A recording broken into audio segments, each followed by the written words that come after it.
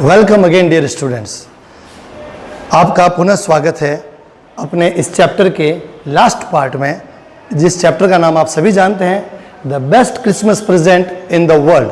और आज हम इसका पार्ट 4 पढ़ने वाले हैं।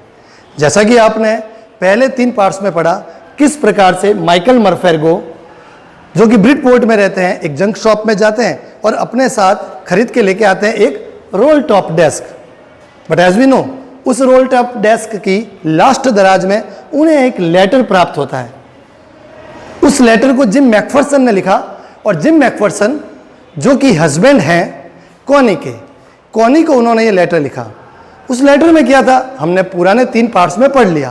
किस प्रकार से जिम मैकफरसन हैंस वुल्फ से मिलते हैं और हैंस वुल्फ से मिलकर के वो क्रिसमस को सेलिब्रेट करते हैं। डेट याद है, द 25 दिसंबर 1915, जब वर्ल्ड वॉर फर्स्ट शुरू होने वाला था। उस ठंड वाले माहौल में वो क्रिसमस को सेलिब्रेट करते हैं। क्रिसमस को किस प्रकार से सेलिब्रेट किया गया 3 पार्ट्स में पढ़ा। उसके बाद क्या हुआ, ये एक रोचक कथा है। माइकल मरफेर्गो ने अपनी इस कथा को अंतिम चरण में इस प्रकार से लिखा, आज हम उसे पढ़ने वाले हैं। हाँ, तरीका वही है। सबसे पहले हम इसके वर्ड मीनिंग्स पढ़ेंगे, उसके बाद रीडिंग स्किल, और उसके बाद पूरे चैप्टर को समझेंगे। ओके स्टूडेंट्स, तो चलिए आइए, लेट वी स्टार्ट नाउ। चलिए विद्यार्थियों, स्टार्ट करते हैं इस पार्ट के वर्ड मीनिंग। फर्स्ट है muddle headed, MUDDLE, muddle HEADED, headed. Muddle headed अर्थात बद दिमाग, कंफ्यूज पर्सन को मडल हेडेड भी कहते हैं। कंजर्वेटरी, स्वास्थ्य लाभ के लिए बनाया गया घर। वीकर, WICKER, वीकर, बेत से बनी वस्तुओं को वीकर कहते हैं। CAN, केन से बनी हुई वस्तुएं। पॉटेड, POTTED, पॉटेड, मिट्टी के बर्तन में रखना। स्लीपर्स अर्थात चप्पलें जो हम अपने पैरों में पहनते हैं। बोर्डेड अप का तात्पर्य लकड़ी के तख्ते से ढका हुआ, उसे हम बोर्डेड अप कहेंगे। सफ्यूज्ड विथ अर्थात फैलाव, स्प्रेड ऑल ओवर, स्प्रेड होना। ग्लो इसका तात्पर्य चमक से होता है, शाइनिंग से होता है। स्ट्रोक्ड, STROKED, स्ट्रोक्ड अर्थात थपथपाया, टच्ड। तो प्यारे भैया बहनों, मैंने अभी तक आपको ये जो वर्ड मीनिंग समझाए, ये सबको समझ में आ रहे हैं? तो उसके पश्चात मैं आगे समझाऊं। ओके, और जो आपने बोर्ड पे लिखा और समझाया, उसे कॉपी में भी लिख लेंगे और उसे अच्छी प्रकार से याद कर लेंगे। तो चलो आओ शेष बचे हुए वर्ड मीनिंग्स भी पढ़ते हैं। नेक्स्ट वन है टेंडरली, TENDERLY, टेंडरली अर्थात नरमी से। वैकेंटली, VACANTLY, वैकेंटली अर्थात खालीपन से। रिकॉग्नाइजेशन यानी पहचान होना, जिसे हम आइडेंटिफिकेशन भी कहते हैं। BUN, बन का तात्पर्य जुड़े से है। जो लड़कियां अथवा औरतें अपने बालों को बांधती है, उसे अंग्रेजी में बन कहते हैं। तो प्यारे भैया बहनों, मैंने आपको पार्ट 4 के वर्ड मीनिंग समझाए। इन्हें ठीक ढंग से पढ़ें, लिखें और याद करें। चलिए अब आगे बढ़ते हैं चैप्टर रीडिंग की ओर। I folded the letter again and slipped it carefully back into its envelope. I kept awake all night. By morning, I knew what I had to do. मैंने पत्र को फिर से मोड़ दिया और सावधानी पूर्वक उसे लिफाफे में पुनः रख दिया, अर्थात खिसका दिया। मैं पूरी रात जागता रहा। सुबह तक मुझे पता था कि मुझे क्या करना है। I drove into Bridport, just a few miles away. I asked a boy walking his dog where Copper Beaches was. मैं ब्रिटपोर्ट गया, जो कि डॉर्सेट से कुछ मील की दूरी पर है। मैंने एक कुत्ते को घुमाते हुए बच्चे से कॉपर बीचेज रोड का पता पूछा। House number 12 turned out to be nothing but a burned out shell, the roof gaping, the windows boarded up. पत्र में लिखा हुआ हाउस नंबर 12 तो एक जला हुआ मकान निकला। छतें टूट चुकी थी, खिड़कियां जली हुई थी, रूफ अर्थात छतें अपनी जगह छोड़ चुकी थी, घर पूरी तरह से जला हुआ था। I knocked at the house next door and asked if anyone knew the whereabouts of a Mrs. Macpherson. मैंने पड़ोसी के दरवाजे को खटखटाया और उनसे पूछा कि उनमें से कोई जानता है कि मिसेज मैकफरसन कहाँ रहती है. Oh yes, said the old man in his slippers. He knew her well. A lovely old lady, he told me, a bit muddle-headed. एक चप्पलें पहने हुए बूढ़े आदमी ने कहा, ओ यस, मैं जानता हूँ. वो उसे अच्छी तरह से जानता था. उसने मुझे बताया कि वो एक बहुत प्यारी बुढ़िया थी. वह थोड़ा कंफ्यूज रहती थी. But at her age she was entitled to be, wasn't she. लेकिन यह समझने वाली बात है कि इस उम्र में लोग कंफ्यूज होते ही हैं. नहीं होते क्या? 101 years old. She had been in the house when it caught fire. No one really knew how the fire had started, but it could well have been candles. वह 101 साल की थी जब उसके घर में आग लगी. वह घर में ही थी. कोई नहीं जानता कि घर में आग कैसे लगी. No one really knew how the fire had started, but it would well have been candles. She used candles rather than electricity because she always thought electricity was too expensive. लेकिन लोग बताते हैं कि आग मोमबत्ती से लगी थी. वह बिजली की बजाय मोमबत्ती का प्रयोग करती थी क्योंकि वह हमेशा सोचती थी कि बिजली बहुत महंगी है. The fireman had got her out just in time. She was in a nursing home now, he told me. Burlington House on the Dorchester Road on the other side of town. दमकल कर्मी अर्थात fireman ने ठीक समय पर उसे यानी Connie को घर से निकाल लिया. वह अब एक नर्सिंग होम बर्लिंगटन हाउस में रहती हैं जो कि शहर के दूसरे छोर पर स्थित डॉर्चेस्टर रोड पर है. I found Burlington House nursing home easily enough. मैंने बर्लिंगटन हाउस को आसानी से ढूंढ लिया. There were paper chains up in the hallway and a lighted Christmas tree stood in the corner with a lopsided angel on top.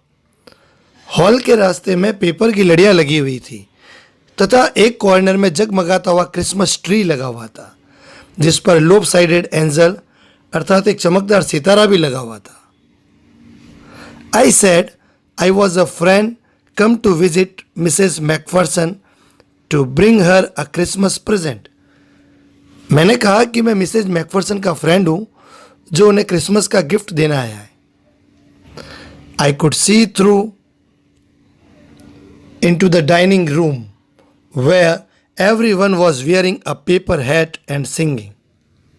Dining room में देखा कि सभी लोग पेपर हैट पहने हुए गा रहे थे.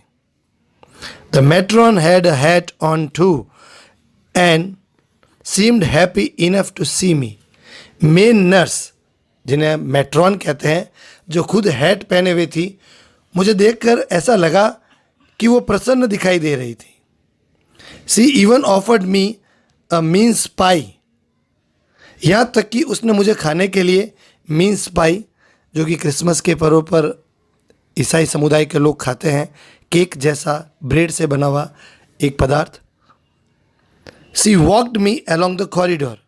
वो मुझे कॉरिडोर की ओर ले गई. Mrs McPherson is not with the others, she told me. उसने मुझसे कहा कि मिसेज मैकफरसन वह अन्य लोगों के साथ नहीं है. She is rather confuse today so we thought it best if she had a good rest. उसने कहा कि आज मिसेज मैकफरसन कुछ कंफ्यूज लग रही थी अतः हमने सोचा या अच्छा ही होगा कि उन्हें रेस्ट अर्थात आराम करने दिया जाए. She has no family you know, no visits, so I am sure she will be only too pleased to see you. और तुम तो जानते ही हो कि उनकी फैमिली में कोई नहीं है तथा उन्हें मिलने या देखने वाला भी कोई नहीं आता. और मुझे ऐसा लगता है कि जब वह तुम्हें देखेगी तो बहुत ज़्यादा प्रसन्न हो जाएंगी.